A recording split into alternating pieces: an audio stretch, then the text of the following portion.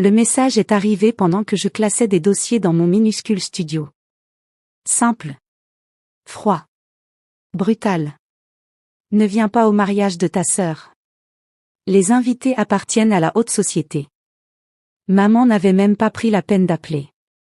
Elle avait envoyé ce message comme si elle annulait un rendez-vous chez le dentiste. Je restais figé devant l'écran, relisant ces mots encore et encore. 15 ans de ce cirque, et malgré tout, ça arrivait encore à me frapper en plein cœur. Une partie de moi avait envie de lâcher tout ce que j'avais retenu depuis mes 12 ans. Depuis que papa nous avait quittés. Depuis que maman avait épousé Klaus Hoffmann, cet avocat pompeux avec sa maison parfaite. Depuis qu'ils avaient eu Stéphanie, l'enfant doré qui ne faisait jamais rien de mal. Mais à quoi bon? Ok, ai-je tapé?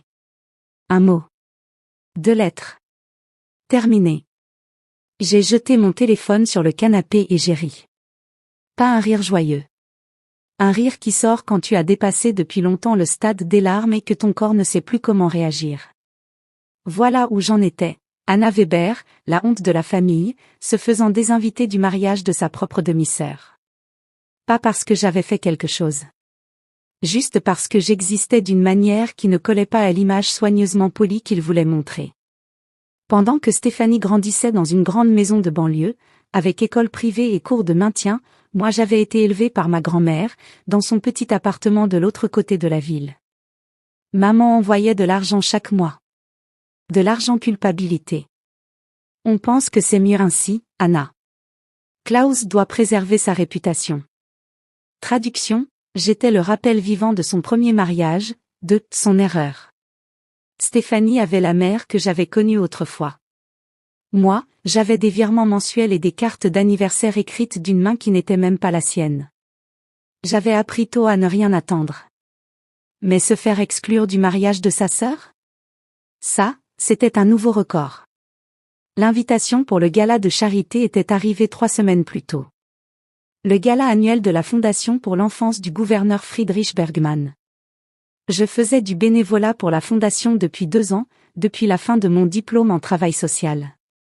Personne là-bas ne connaissait ma situation familiale. J'ai failli ne pas y aller. Les événements en tenue de soirée, ce n'était pas mon monde. Mais Sarah, ma superviseure, avait presque supplié. Anna, le gouverneur veut rencontrer les bénévoles qui font vraiment le travail. Allez, ça va être sympa. J'ai emprunté une robe à ma coloc, Julia, fait mon propre maquillage, attaché mes cheveux en chignon. Devant le miroir, ce soir-là, j'avais l'air présentable. Pas élégante. Juste moi. La salle de bal semblait sortie d'un film. Lustre en cristal, table recouverte de soie, femme scintillant de diamants. Je me suis senti imposteur dès le premier pas. Anna. Sarah m'a fait signe. Viens rencontrer tout le monde. On a bavardé, bu du vin, essayé de ne pas fixer les célébrités. Puis le gouverneur Bergmann est arrivé. Je l'avais vu à la télé, mais en personne, Friedrich Bergmann dégageait une présence qui remplissait la pièce. Cheveux argentés, yeux chaleureux qui se plissaient quand il souriait. Il passait d'un groupe à l'autre avec une aisance incroyable. Il s'est arrêté devant notre groupe de bénévoles, nous remerciant. Du discours politique classique. Mais ensuite Sarah m'a poussé en avant. Gouverneur Bergmann, je vous présente Anna Weber. Elle dirige notre programme de mentorat jeunesse depuis 2 ans. Les yeux du gouverneur se sont illuminés. Anna Weber. La jeune femme qui a remis les frères Müller à l'école? J'ai cligné des yeux. Vous savez ça? Je prends soin de connaître ceux qui font une vraie différence. Et juste comme ça, on s'est mis à parler. Vraiment parler. Des enfants, de la pauvreté, des failles des services sociaux. Il écoutait, vraiment écoutait, partageant ses propres expériences d'ancien avocat public. La plupart des gens ici veulent parler de sondage, a-t-il dit. Ça change de rencontrer quelqu'un qui se soucie réellement du travail. La plupart des gens ici ont vraiment leur place, ai-je répondu avant de pouvoir m'arrêter. Il a haussé un sourcil. Et toi, tu ne l'as pas? Gouverneur, je porte une robe empruntée. Ce n'est pas vraiment mon univers. Pas le mien non plus, À l'origine. Mon père était ouvrier. Ma mère faisait des ménages. Ces soirées luxueuses? C'est du théâtre. Ce qui compte, c'est ce que tu fais quand les lumières s'éteignent et que tout le monde rentre chez lui. Quelque chose en moi s'est détendu. Cet homme puissant comprenait. On a parlé plus d'une heure. De tout. Il m'a raconté son enfance pauvre, et sa femme Maria, morte d'un cancer 5 ans plus tôt. J'avais une fille, dit-il doucement. Catherine. Elle aurait ton âge aujourd'hui. 27 ans. Le passé flottait lourdement. Je n'ai pas posé de questions. Tu me fais penser à elle. Cette détermination farouche à aider les autres. Elle voulait être professeure. Travailler avec des enfants défavorisés. Voulait? Accident de voiture. Il y a 10 ans. Un conducteur ivre. Sa voix restait posée, mais ses yeux portaient un océan de chagrin. Elle avait 17 ans. Je suis désolée. Moi aussi. Il a souri tristement. Maria et moi avons créé la fondation en mémoire de Catherine. Mais certains jours, quand je vois une jeune femme faire exactement ce que Catherine rêvait de faire, ça me bouleverse tout autant. Nous sommes restés silencieux un moment.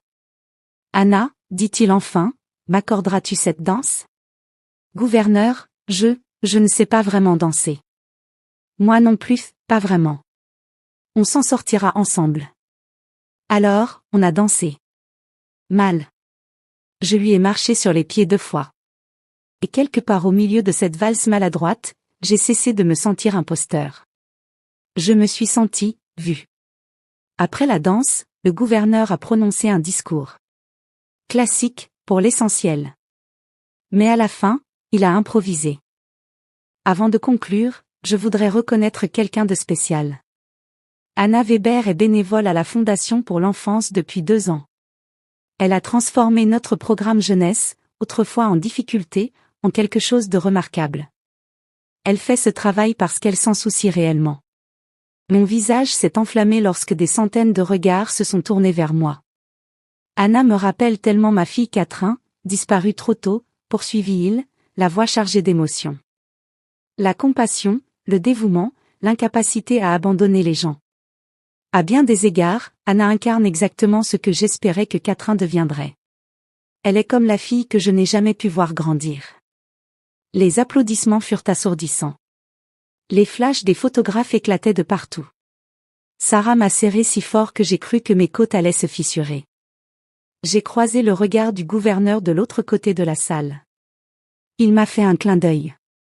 C'est à ce moment-là que mon téléphone a commencé à vibrer. Je l'ai ignoré pour le reste de la soirée, submergé par les félicitations, les poignées de main, les cartes de visite qu'on me tendait. Le gouverneur m'a retrouvé avant que je parte et a glissé sa carte dans ma main. Si tu as besoin de quoi que ce soit, Anna. Tu m'appelles, compris? Gouverneur, je ne peux pas juste. Friedrich. S'il te plaît. Et si, tu peux. Tu fais un travail important. Ne laisse personne te faire croire le contraire. Je suis rentré chez moi en flottant, me demandant si toute la soirée n'avait pas été un rêve. Puis j'ai regardé mon téléphone. 47 appels manqués. Plus de 100 messages. Mes réseaux sociaux avaient explosé. Les photos étaient partout. Sites d'actualité locaux. Blogs nationaux. Des clichés du gouverneur et moi en train de parler, de rire, de danser. La fille mystérieuse du gouverneur Bergman? Qui est Anna Weber? Bergman rend hommage à une jeune bénévole, la fille que je n'ai jamais eue. J'ai ri jusqu'aux larmes. Mais enfouis dans les notifications se trouvaient des messages d'amis de maman me félicitant. Et finalement, à 2h47, un message de maman elle-même. Anna, appelle-moi immédiatement. C'est quoi cette histoire avec le gouverneur? Pourquoi ne nous as-tu rien dit? Stéphanie a vu les photos. Elle est dévastée. C'est sa semaine de mariage. Comment as-tu pu lui faire ça? Je suis restée longtemps à fixer ce message. Comment j'avais pu lui faire ça? J'ai écrit une 12aine de réponses. Toutes effacées. Finalement. Tu m'as dit de ne pas venir au mariage. Tu te souviens? Je ne fais que suivre tes instructions. Bonne vie, maman. Le téléphone a sonné 30 secondes plus tard. J'ai refusé. Il a ressonné.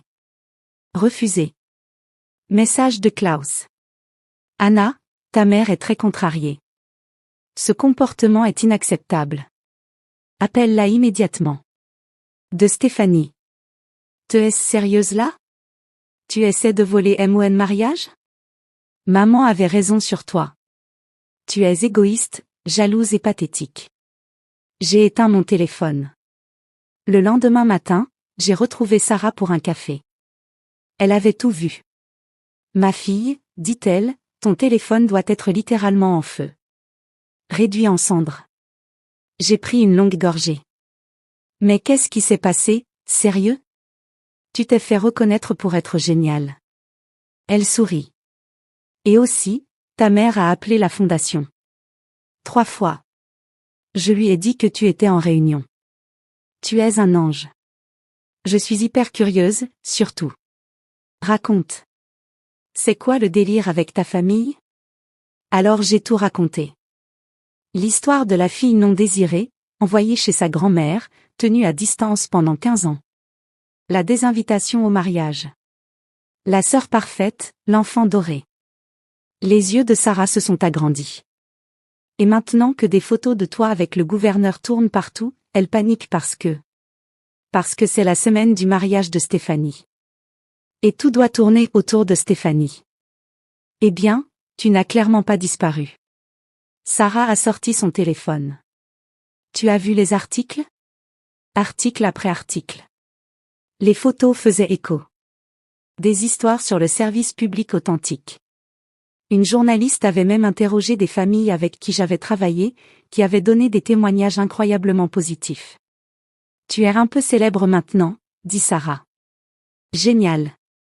Ma mère va détester ça encore plus. Mon téléphone est resté éteint 3 jours. Mais au 4e, on a frappé à ma porte. Maman était là, l'air d'avoir pris 5 ans en une nuit. Il faut qu'on parle.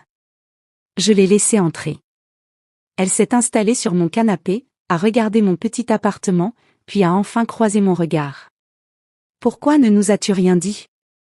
Te dire quoi? Que tu connaissais le gouverneur. Que tu faisais tout ce travail caritatif. J'ai ri. Maman, à quel moment j'aurais pu te le dire? Pendant nos appels mensuels de 5 minutes? Elle a tressailli. Ce n'est pas juste. Tu m'as désinvité du mariage de Stéphanie parce que je t'aurais embarrassé. En quoi dire la vérité n'est pas juste? Je ne t'ai pas désinvité.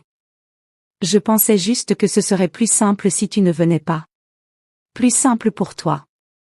Le silence a glissé entre nous. Les collègues de Klaus posent des questions, finit-elle par dire. Sur toi. Sur pourquoi nous ne t'avons jamais mentionné. Ils ont vu les photos. Ils veulent savoir pourquoi la belle-fille de Klaus Hoffmann travaille avec le gouverneur et pourquoi nous n'avons jamais rien dit. Ah. Voilà. Je me suis calée contre le dossier. Soudain, je suis utile. Un atout social, au lieu d'être une honte sociale. Ce n'est pas, elle s'est interrompue. Tu as raison. En partie. Oui, Klaus se soucie des apparences. Mais Anna, j'ai vu ces photos. J'ai vu la façon dont Friedrich Bergmann te regardait. Et alors? Alors j'ai compris qu'un parfait étranger a été plus un parent pour toi que je ne l'ai jamais été. Cet homme a perdu sa fille, et il a vu en toi ce que j'ai été trop aveugle pour voir pendant 15 ans. Je n'étais pas prête à ça. Pas prête pour les larmes dans ses yeux ni pour le véritable regret dans sa voix. J'ai fait un choix quand j'ai épousé Klaus, reprit-elle. Je pensais faire ce qu'il y avait de mieux. Un nouveau départ, une nouvelle famille, et tu étais heureuse chez ta grand-mère. Tu n'avais pas besoin de moi. J'avais 12 ans, maman. J'avais besoin de toi tous les jours. Je sais. Mon Dieu, je le sais maintenant. Elle essuya ses yeux, son mascara bavé. Quand Stéphanie a vu ces photos, elle a dit quelque chose. Elle a dit, Anna est dehors en train de changer des vies pendant que je passe mes journées sur un plan de table. Peut-être que maman a misé sur la mauvaise fille. Je clignai des yeux. Stéphanie a dit ça? Elle n'est pas aussi superficielle que tu le penses. Elle a grandi en sachant qu'elle avait une sœur qu'elle ne voyait jamais. En sachant que sa mère gardait sa première fille à distance. Ça l'a abîmée, Anna. Elle joue les filles parfaites parce qu'elle croit que c'est ce qu'elle doit être pour que je ne l'abandonne pas elle aussi. Et merde. Je ne m'attendais pas à ressentir de la compassion pour Stéphanie. Le mariage est samedi, dit maman doucement. Je veux que tu viennes. Pas pour les apparences ou le statut social. Parce que tu es ma fille, et que j'ai gâché 15 ans à faire semblant du contraire. Je ne peux pas récupérer ces années, mais peut-être qu'on pourrait recommencer. Je voulais dire non. Je voulais lui dire que c'était trop peu, trop tard. Je voulais me protéger d'un nouveau chagrin. Mais j'ai regardé ma mère, vraiment regardé, et j'ai vu quelqu'un qui avait fait de terribles choix et qui essayait enfin, de les réparer. Je vais y penser, dis-je. Elle hocha la tête, se leva pour partir. À la porte, elle se retourna. Anna? Ce que tu fais à la fondation. Aider ces enfants. Je suis fière de toi. J'aurais dû te le dire il y a des années. Je te le dis maintenant. Après son départ, je suis restée assise dans le noir pendant longtemps. Samedi arriva. Je me tenais devant mon placard, contemplant mes maigres options. Mon téléphone, rallumé 2 jours plus tôt, vibra avec un message d'un numéro inconnu. Anna, ici Friedrich Bergmann. J'ai entendu parler du mariage de ta sœur. Si tu veux un visage ami là-bas, dis-moi. Je dois une faveur au beau-père de la mariée et je peux me débrouiller pour obtenir une invitation. Friedrich. J'ai éclaté de rire. Le gouverneur de tout l'État me proposait de s'incruster au mariage de ma sœur pour m'apporter un soutien moral. J'ai répondu, c'est incroyablement gentil, mais je pense que je peux gérer. Merci pour tout, Friedrich. Sa réponse arriva immédiatement, tu vas gérer. Appelle-moi la semaine prochaine. Je veux discuter de l'expansion du programme jeunesse. J'aimerais ton avis. Pourrais même venir avec une offre d'emploi. Une offre d'emploi. Du bureau du gouverneur. Je me suis regardée dans le miroir. Même visage. Même personne. Mais d'une certaine manière, tout avait changé. J'ai mis la robe que Julia m'avait prêtée pour le gala, je me suis dit qu'elle portait chance, et je me suis rendue au country club où avait lieu le mariage de Stéphanie. Le parking était rempli de voitures de luxe. J'ai garé ma vieille Honda entre une BMW et une Mercedes et j'ai essayé de ne pas rire de l'absurdité de la scène. La coordinatrice du mariage tenta de m'arrêter à la porte, fronçant les sourcils en vérifiant sa liste. Je ne vois pas votre nom. Elle est avec moi. Maman apparut à côté de moi, passant son bras sous le mien. Voici ma fille Anna. Les yeux de la coordinatrice s'écarquillèrent de reconnaissance. Oh! La fille du gouverne, enfin, bien sûr. Par ici. Maman me serra le bras. Prête? Pas du tout. Moi non plus. On y va quand même. Stéphanie était magnifique dans sa robe de mariée, et quand elle m'a vue, elle a fondu en larmes. Tu es venue. Anna, je suis tellement désolée. Pour tout. Pour ne pas t'avoir défendue. Pour avoir été jalouse. Pour. Je l'ai serrée dans mes bras, coupant court à la cascade d'excuses. Et. C'est ton jour. On repart simplement de zéro, d'accord? D'accord. Elle renifla, puis rit. Aussi, tout le monde est en train de paniquer parce qu'apparemment ma sœur est célèbre maintenant? La moitié de mes invités demandent s'ils peuvent te rencontrer. C'est fou. Ton mariage, ton jour. Je suis juste là pour voir ma sœur se marier. La cérémonie fut magnifique. La réception, étonnamment amusante. Et quand Klaus s'est levé pour faire son discours de père de la mariée, il a fait quelque chose d'inattendu. Il a remercié ses 2 filles de lui avoir appris ce que la famille signifiait vraiment. Maman a pleuré. J'ai pleuré. Stéphanie a pleuré. Toute une scène. Plus tard, en partant, une femme m'arrêta. Vous êtes Anna Weber, n'est-ce pas? J'ai vu les photos du bal. Ce que vous faites pour ces enfants, c'est remarquable. Merci. Mon entreprise cherche à financer des programmes jeunesse. Puis-je avoir vos coordonnées? À la fin de la soirée, j'avais une pile de cartes de visite provenant de 6 potentiels donateurs et 3 offres d'emploi. Lundi, j'ai rencontré le gouverneur, Friedrich, dans son bureau. Il m'a proposé un poste de directrice des services jeunesse de l'État. Meilleur salaire, plus grande portée, possibilité de changer vraiment les politiques publiques. Tu n'es pas obligé de décider maintenant, dit-il. Mais Anna, tu as un don pour ce travail. Tu fais en sorte que les gens se sentent vus. C'est rare. Quelqu'un m'a dit un jour que c'est ça qui compte. Ce que tu fais quand les lumières s'éteignent et que tout le monde rentre chez soi. Il sourit. Personne intelligent. Il lui arrive d'avoir ces moments. J'ai accepté le poste. J'ai commencé à reconstruire ma relation avec maman et Stéphanie. Ce n'était pas facile, et certains jours, je sentais encore remonter cette vieille rancœur. Mais on essayait. Le meilleur? Le mois dernier, Friedrich m'a officiellement adopté. À 62 ans, j'ai eu un père. Il a eu une fille. On a eu une seconde chance d'être une famille. Quand les papiers d'adoption ont été finalisés, maman était là. Stéphanie aussi. Klaus également. Nous avons pris une photo tous ensemble, tous, et maman l'a postée sur les réseaux sociaux. Mes filles, a-t-elle écrit. Toutes les deux. Pour toujours. La publication a reçu 50 000 likes. Je ne sais pas si c'est vraiment une fin heureuse. Plutôt un heureux commencement. Mais parfois, c'est suffisant. Parfois, il suffit d'une seule personne pour vous voir tel que vous êtes vraiment. Une personne pour vous dire, tu comptes. Tu as ta place. Tu es à moi. Tout le reste se met en place après ça. Merci d'avoir regardé.